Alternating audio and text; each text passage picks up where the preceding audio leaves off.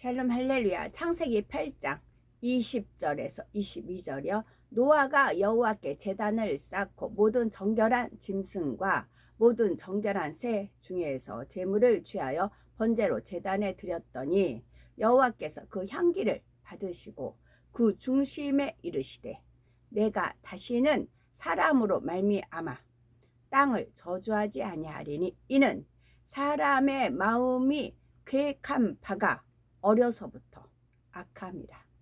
내가 전에 행한 것 같이 모든 생물을 다시 멸하지 아니하리니 땅이 있을 동안에는 심음과 거둠과 추위와 더위와 여름과 겨울과 낮과 밤이 쉬지 아니하리라. 노아가 방주에서 나온 후 가장 먼저 한 일은 바로 하나님 앞에 단을 쌓고 번제를 드리는 것이었습니다.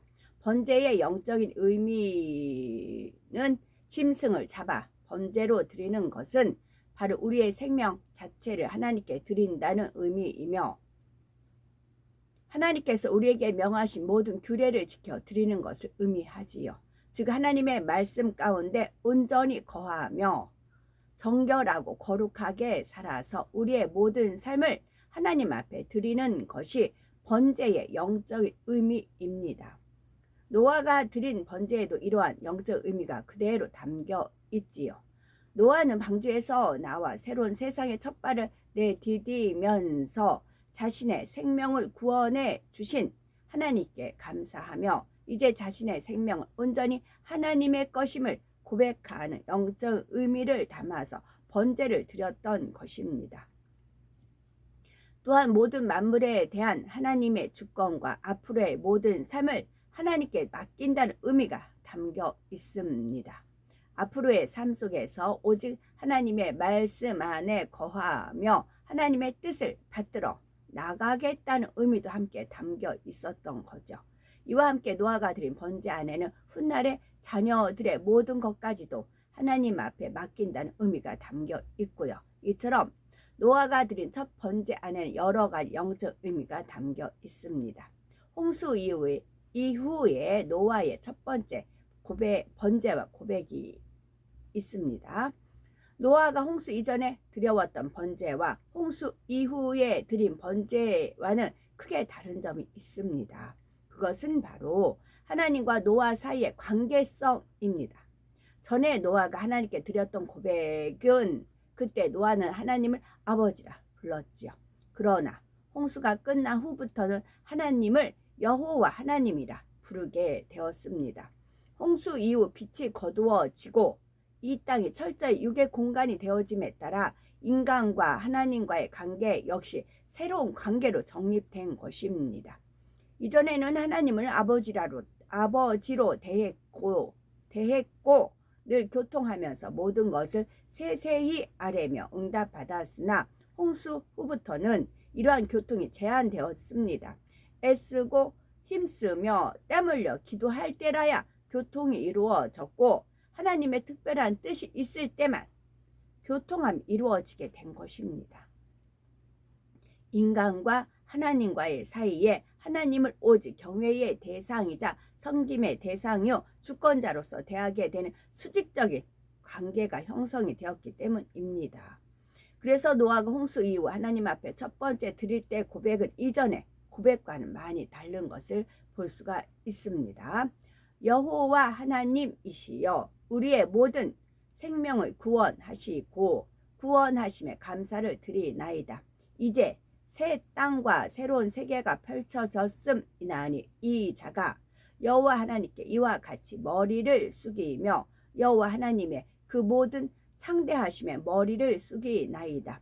우리의 생명을 살리시고 구원하사 새롭게 이 땅을 만들어 가시고 또한 만들어 가실 주 여호와 하나님께 이처럼 번제를 드리나이다.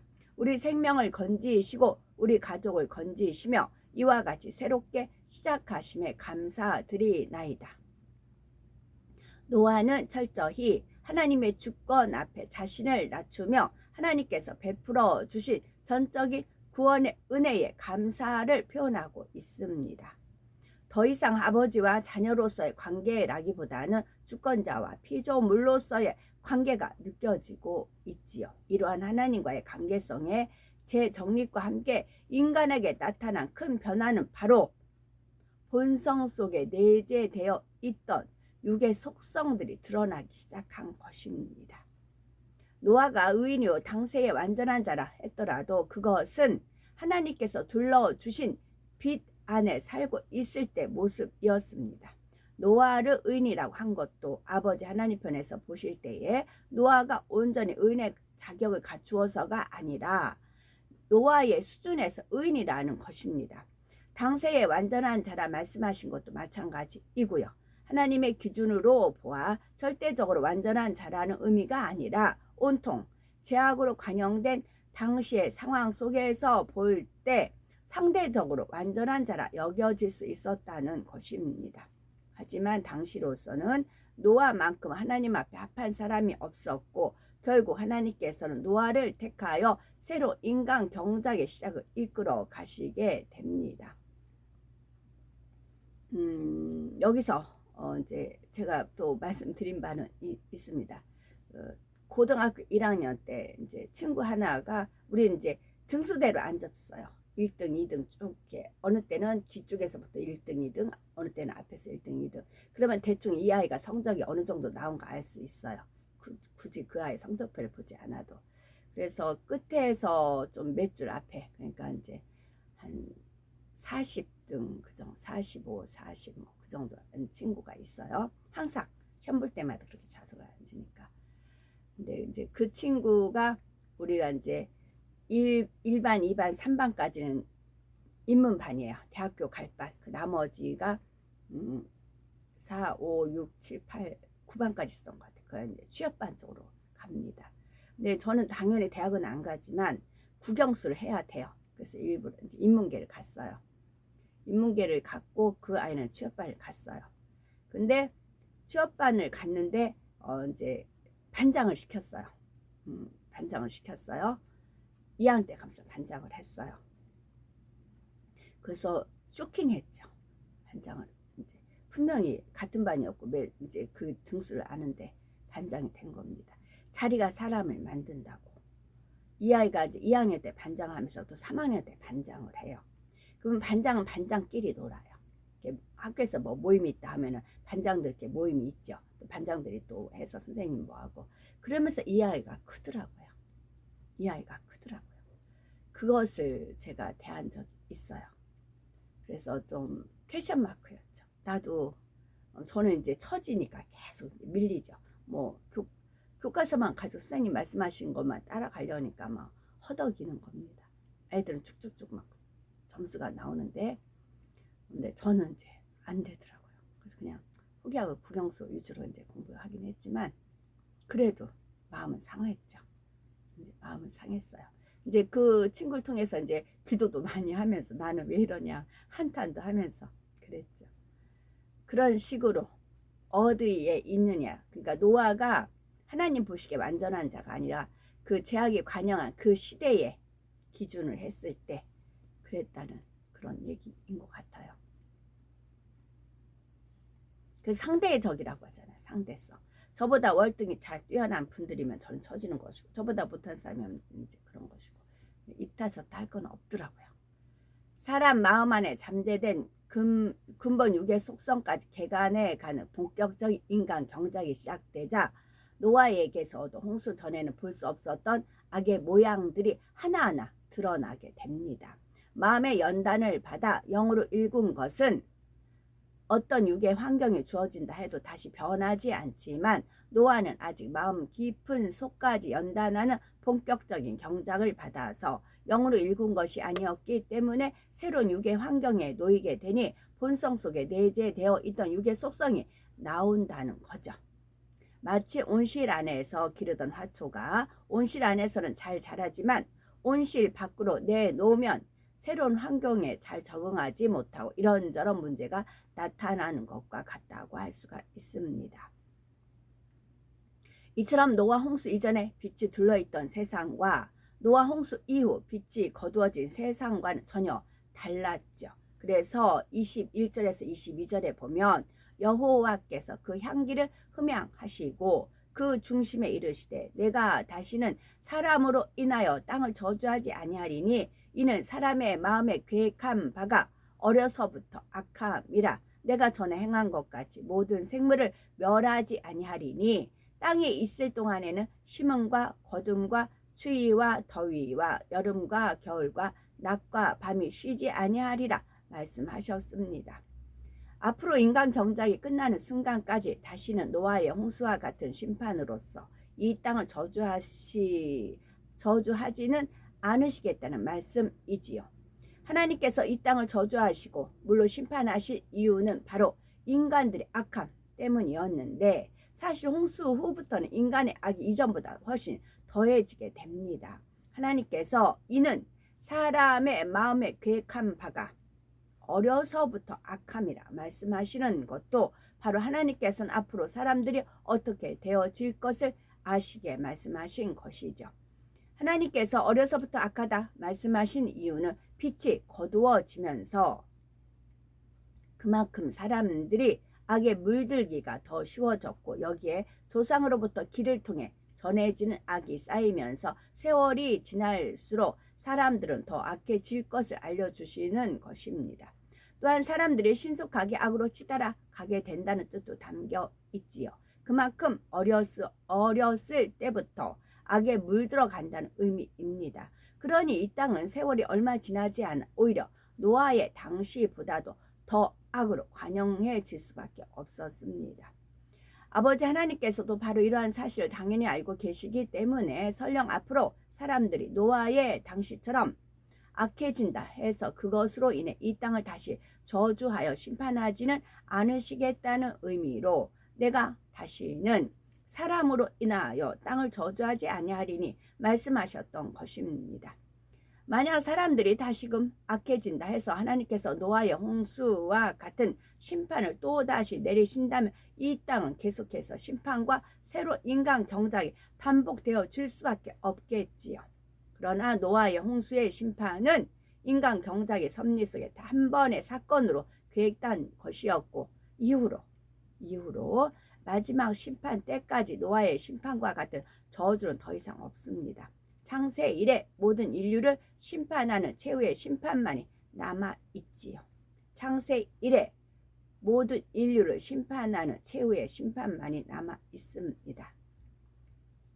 그렇다 해서 사람으로 인해 이 땅에 저주받는 일은 전혀 없는 것은 아니죠. 이 땅 전체가 저주를 받는 일은 없지만 하나님께서 보실 때 사람들의 죄악이 공의의 한계선을 넘어선 경우에는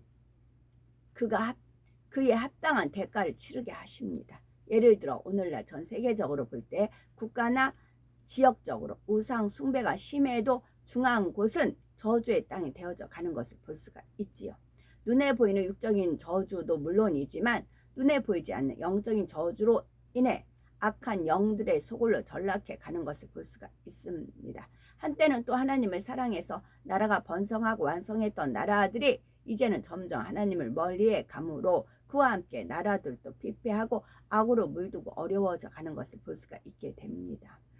하나님께서는 노아의 홍수라는 대심판을 통해 하나님을 떠나 죄악 가운데 거하는 것이 어떤 결과를 가져온다는 사실을 충분히 깨우쳐 주셨지만 그럼에도 사람들은 노아의 홍수가 주는 교훈을 잊은 채 급속히 악으로 물들어갔고 오늘날과 같은 상황에 이르게 된 것입니다. 그래서 하나님께서는 노아의 홍수 후에도 때를 쫓아 선지자들을 세우시고 그들을 통해 아버지의 뜻을 선포하게 하셨지요.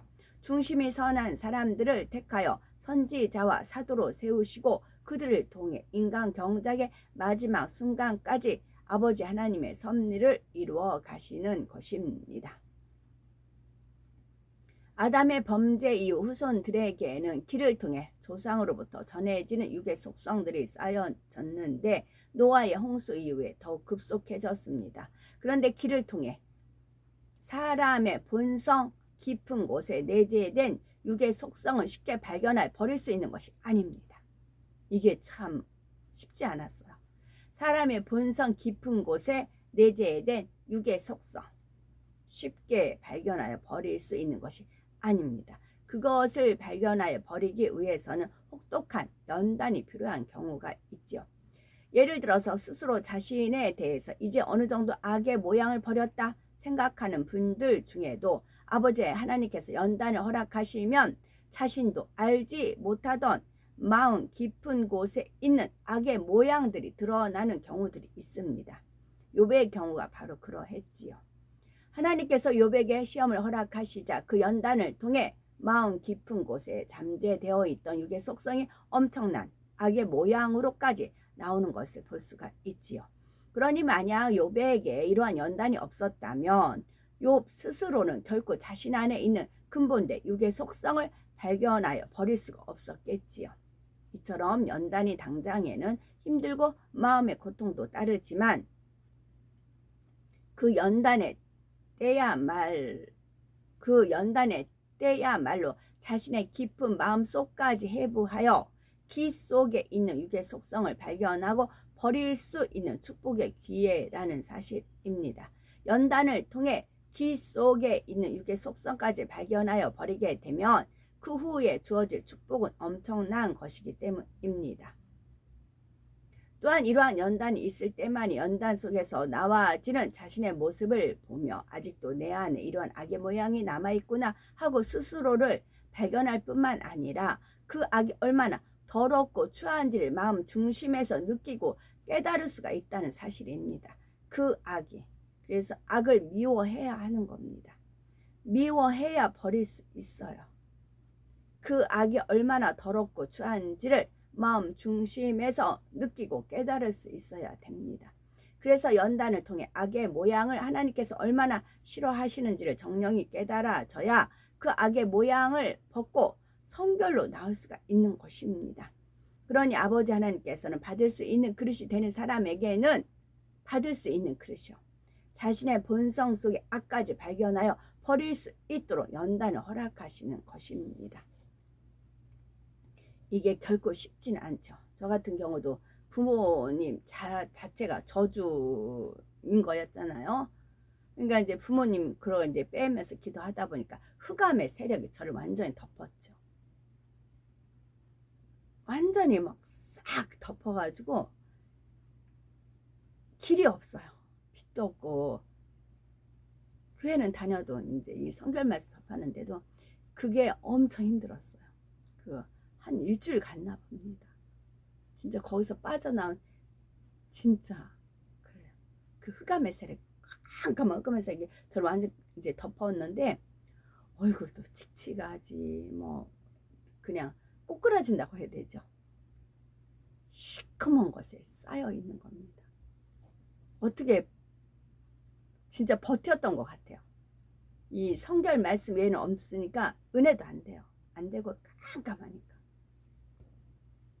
그러니까 뭐 장님에다가 뭐에다가 뭐 깜깜하면 뭐가 빛이 보이겠어요. 그런 것을 흑암의 세력에 잡힌 걸 제가 체험을 했지요. 그래서 이제 그 늪에 빠진다는 게 무엇인지 뭐 어둠의 동굴에 갇힌다는 게 무엇인지 알 수가 있죠. 그걸 체험하지 않고는 저도 몰랐을 것입니다. 그럼으로써 더 부모의 그 저주권에 있을 수밖에 없으니까 원수마귀 사단이 이제 송사를 하는 거였겠죠. 네 부모는 이런 부모도 아니면서 하나님께 이제 송사를 했겠죠. 내 스스로 그러니까 그때는 하나님이 도와주고 그런 게 없었어요. 하나님의 은혜와 능력, 성령의 도우심이 있어야 나오잖아요. 근데 없었어요. 내 스스로 그때는 버텨야 됐던 거였어요. 그때는 뭐 진짜 자살하고 싶고 뭐 그 외에는 없어요. 근데 다른 길 다 살아봤잖아요. 근데 아니었잖아요. 주님만이 길이요 진리요 생명이잖아요. 진짜 어떻게 저도 그 칠흑 같은 흑암의 세력 거기서 벗어나는 걸 모르겠어요. 그때가 35세 35세 35, 36 37세 하나님 만나 주셨고요. 그래서 자신의 본성 속의 악까지 발견하여 버릴 수 있는 그 연단 허락하신 것입니다. 다윗 왕 역시 그러했습니다. 다윗 왕은 자신의 부하인 우리아의 아내를 취하고 그 사실을 숨기려다가 결국은 충신한 부하인 우리아를 이방인의 손에 죽게 하는 엄청난 악까지 행하게 되지요. 그런데 이때 만약 아버지 하나님께서 다윗 왕이 우리아의 아내 밧세바를 취하는 것을 아예 처음부터 막으셨다면 다윗 왕이 그처럼 큰 악까지 행하진 않았겠지요. 그러나 아버지 하나님께서는 다윗 왕의 행동을 막아주지 않으셨습니다. 바로 그 사건을 통해 다윗 왕이 철저히 자신을 발견하고 변화되어 더 온전한 모습으로 나오게 될 것을 아셨기 때문입니다. 여기서요. 사건을 통해 해자. 다윗 왕이 철저히 자신을 발견하고 변화되어 더 온전한 모습으로 나오게 될 것을 아셨기 때문입니다. 근데 여기서 제가 읽어가는 순간에도 하나님께서는 사건을 을자, 통해 해자, 철저히 희자, 자신을 을자, 발견하고 고자, 변화되어 어자, 더 온전한 한 모습으로 로자 나오게 될 것을 아셨기 때문입니다. 여기에 각자 제가 이제 큰 소리를 더 강조했던 부분에 의미를 지금 부여하신 겁니다. 따다닥. 하나님의 말씀이에요. 말씀 니꼬로 하나님 니꼬로 말씀이잖아요. 거기에 이런 뜻이 또 있어요. 이제 한 예를 들게요. 발견하고, 고는 높을 거예요. 발견을 해야 우리가 높은 천국에 올라갈 수가 있어요. 내 자신을 발견하지 않고는 더 높은 차원에 올라가서 저로 떨어지는 거죠. 고저잖아요. 저고. 저가 아니에요. 발견하고, 발견해야만 버려요. 보여야만 버려요. 발견하고, 그 높은 차원을 우리를 이끌시기 위해서 우리를 발견하고, 그 고자에도 그런 하나님 뜻이 숨겨져 있다고요. 그래서 그리고 온전한 한자는 이제 한국의 한자도 있지만 한량없는 하나님 그런 있고, 그런 식으로 또 모습으로 으로는 이제 로자는 길로자로, 그런 모습의 길로 그렇게 의미를 부여를 하신다고요. 때문입니다. 다 됐습니다. 우리나라 다 됐어? 그거 다 됐어? 그러잖아요. 때문입니다. 다자. 그래서 우리나라 어휘가 상당한 거죠. 이 짧은 읽는데도 하나님께서 이렇게 풀어주시는 것입니다. 그런데 중요한 것은 바로 연단을 받는 사람의 모습입니다. 다윗 왕은 하나님께서 나단 선지자를 통해 그의 죄악을 지적하시자 바로 그 자리에서 회개하고 돌이켰지요. 그리고 자신이 행한 악으로 인해 이후에 자신에게 찾아오게 된 모든 보응까지도 기꺼이 감사함으로 받았습니다. 자신에게 주어진 보응을 피하려 하지 않았고, 여기도 피하지 않아야만 높이 올라갈 수가 있어요. 한 번도 불평한 건 내가 불평하는 거잖아요. 그래서 나자가 들어갈 수 있어요. 불평하거나 불만을 토로한 적도 없지요. 반면에 욥의 경우는 어떠했습니까? 친구들이 찾아와 자신의 모습을 지적해 주자 스스로를 발견하여 회개하고 돌이키기보다는 친구들과 변론하며 악을 바라였지요. 친구들과 변론하며 과자 선악과 성과 악 과자, 네가 옳으냐 내가 옳으냐, 성과 악을 따진 거였죠. 그러니까 과자가 들어갈 수가 있어요. 친구들과 변론하며 악을 바라였지요. 물론 나중에는 하나님께서 친히 욥을 깨우쳐 주시죠. 여기서 친히자가 히브리서 히브리서에 엄청 그 하나님의 그런 비밀들이 좀 초장에 이렇게 이제 많이 숨겨져 있거든요. 히브리서가요. 그래서 히자를 할 때는 히브리서 떠올리시면 돼요. 하나님께서 친히 욥을 깨우쳐 주시자 그 자리에서 회개하고 돌이켰지만 그러기까지는 너무 많은 말로써 악을 행하였던 것입니다. 결과적으로는 다윗 왕이나 욥 모두가 연단을 통해 자신을 발견하고 변화되어 하나님의 축복 가운데 이르렀지만 연단을 받는 모습은 이처럼 서로 달랐던 것입니다. 다윗은 지적을 받자 그 자리에서 회개했고, 욥은 여기서 지적을 받자 할 때 자자가 아들자, 사람자, 놈자로 발음돼요. 돼요. 왜냐하면 지적받는 것은 이 땅이에요. 이 땅에서 지적을 받아야, 천국 가면 지적받는 것도 없습니다. 이 땅에서 지적을 받아야 그 지적받은 걸 가지고 나를 변화돼서 높은 차원에 올라갈 수가 있다고요. 오히려 누가 나를 지적해주면 그것이 감사한 겁니다. 오히려. 그래서 다윗은 지적을 받자, 사람으로서 지적을 받을 때가 은혜인 겁니다. 그 자리에서 회개하고, 회개했기 때문에 또 높은 차원에 올라갈 수 있는 겁니다. 회개했고, 욥은 친구들이 지적을 해도 별로만 했다가 하나님의 친히 또 히브리서요, 음성을 들었을 때야 깨어졌다 이 말이죠. 자신에게 주어진 연단과 자신의 악으로 인해 받게 된 보응까지도 감사함으로 받았던 다윗 왕은 지금 천국 서열에 매우 존귀한 자리에 앉았지만 고고고고 나와서 높은 곳에 올라가서 천국 서열에 매우 존귀한 자리에 앉았다라고 되어 있죠. 상대적으로 그렇지 못했던 욥은, 다윗 왕은요, 욥은 다윗 왕과는 비교할 수 없는 위치에 있습니다. 이것이 바로 선한 중심의 차이입니다. 만약 하나님께서 다윗 왕에게 욥과 같은 연단을 허락하셨다 해도 다윗 왕은 결코 욥처럼 말하거나 행동하진 않았을 것입니다. 그런 악의 모양이 다윗은 없죠. 어릴 때부터 목동 치면서 하나님을 찬양하고 하나님을 의지하며 살았기 때문에 이게 아예 입력이 되어 있지 않은 겁니다. 욥이 친구들과 막 별로나 내가 태어난 날을 저주하면 왜 나를 잉태했으며 막 그런 게 쭉쭉 나오잖아요. 다윗은 아니었잖아요. 내가 오히려 그 뭐 비천한 거 잉태했고 뭐 그런 표현이 있더라고요. 제약 중에 뭐 잉태했다든가 그런 표현이 있죠. 다윗 왕이나 욥 모두가 하나님께서 혹독한 연단이라도 다윗 왕이나 욥 모두가 하나님께서 혹독한 연단이라도 허락하실 만한 그들이었지만 그 중심에 있어서는 이처럼 차이가 있었던 것이죠.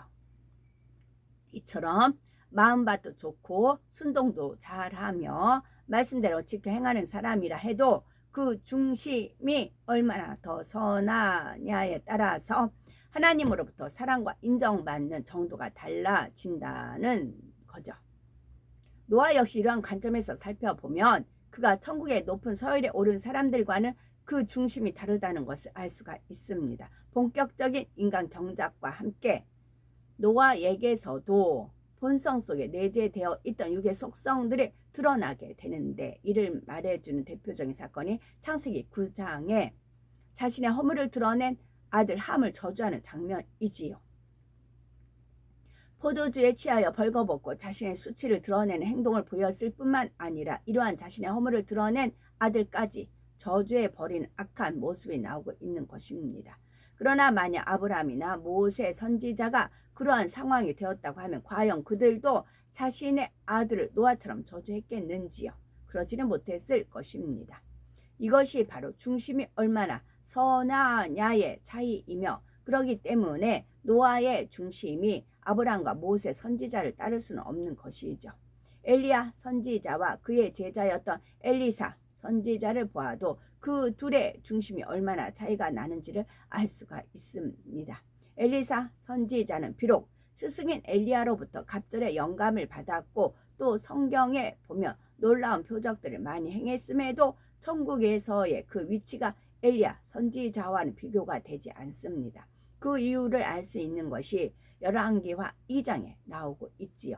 베델로 올라가고 있던 엘리사 선지자를 향해 젊은 아이들이 몰려와서 대머리에 올라가라 대머리에 올라가라 놀려댔지요. 그러자 엘리사가 이를 참지 못하고 아이를 향해서 저주하니 수풀에서 앙콤 둘이 나와서 아이들 중에 42명을 찢었습니다. 그런데 이 순간에 엘리야 선지자가 그 자리에 있었다면 과연 엘리야 선지자도 그렇게 했을까요? 결코 그렇지 않았을 것입니다. 엘리사 선지자와 스승 엘리야 선지자의 중심의 선의 차이를 알 수가 있는 것입니다. 엘리사 선지자도 큰 권능을 행하며 하나님의 도구로 쓰임을 받은 사람이지만 그가 그렇게 할 수 있었던 때에는 바로 스승인 엘리야를 통해 하나님께서 내려주신 은혜가 컸다는 사실이지요. 하나님께서는 각 사람의 중심을 보시며 그 중심이 선한 사람들을 더 기뻐하십니다. 그런데 이러한 선한 중심은 어느 정도 타고나는 경향도 있으나 정령이 중심을 변화시키시는 하나님을 믿고 하나님의 뜻 가운데 행하 나갈 때 선한 중심으로 변화될 수가 있습니다.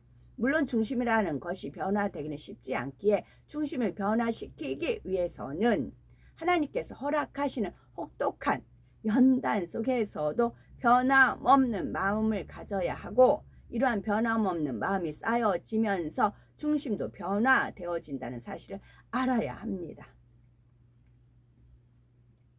하나님께서 여기서요. 중심이라는 것이 변화되기는 쉽지 않기에 중심을 변화시키기 위해서는 하나님께서 허락하시는 혹독한 연단 속에서도 혹독이에요.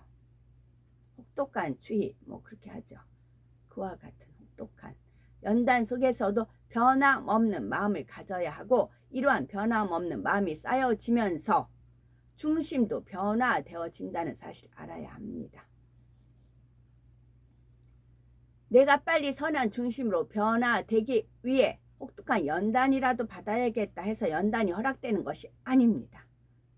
연단이란 하나님께서 받을 사람의 그릇을 보시고 거기에 맞게 허락을 하시는 것입니다. 정말 하나님께서 크게 쓰실 그릇에게는 때가 되면 하나님께서 허락하시는 연단이 찾아옵니다. 그래서 각자의 그릇과 믿음의 분량에 맞게 허락하시는 연단의 과정을 통해 정령 아버지 하나님께서 기뻐하시는 선한 중심으로 변화될 수가 있는 것입니다.